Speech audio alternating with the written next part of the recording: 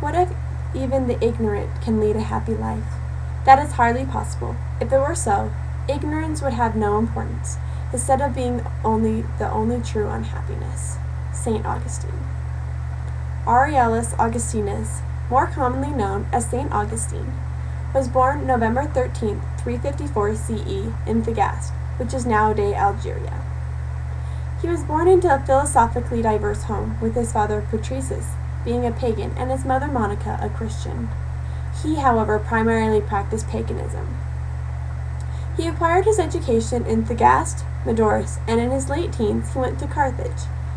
It was there, through his reading of Cicero, he became increasingly interested in philosophy. He taught rhetoric in Thagaste and Carthage. In 383, he made the precarious journey from his home in North Africa to Rome to teach better students.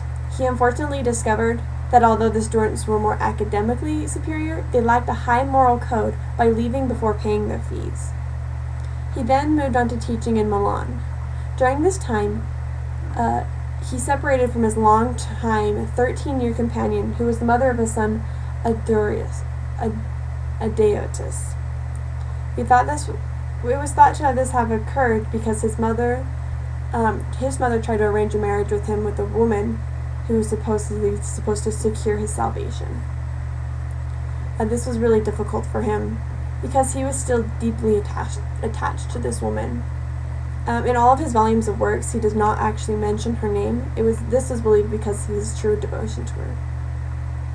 Shortly after this, Augustine resigned from his teaching and was baptized into Christianity on Easter Sunday in 386, after spending 4 months composing his earliest works. He then returned to North Africa.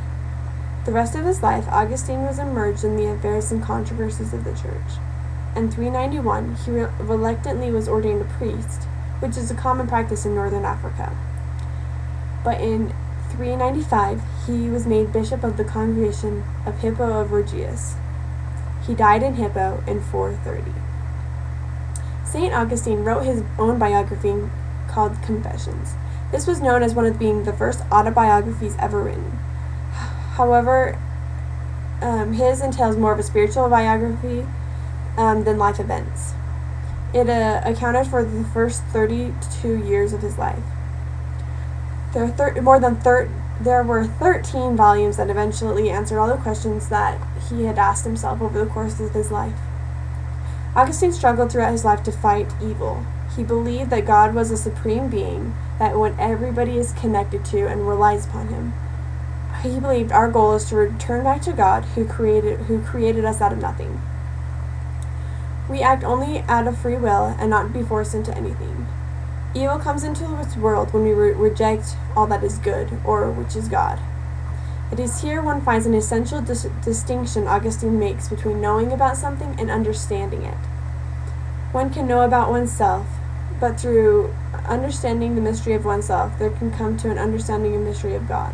As humans are mysteries of themselves, God is understood as holy mystery. He believed that the soul is capable of 3 equal qualities: will, memory, and intellect. These capabilities work together to create what we call character. What Augustine believed was it depends on the tendency and facility of his memory, the penetration of his intellect, and strength of his will. This gives a template for education. These are the capacities which the educator must address. Augustine taught about the teachings through communication. It is a mistake for us to think that teachers can communicate knowledge through only language. Students interpret meanings through information and sign and intonation. For example, we don't just learn the word dog by hearing it repeated over and over again. We learn it by connecting the word dog with its meaning and what our life experience that we have with the dog. But before we put it together, it's merely just a sound. We need to connect language with our direct knowledge of the world for us to truly learn it. Augustine had philosophies of education that really can be applied to the education system today. He thought teachers should adapt their teachings to students.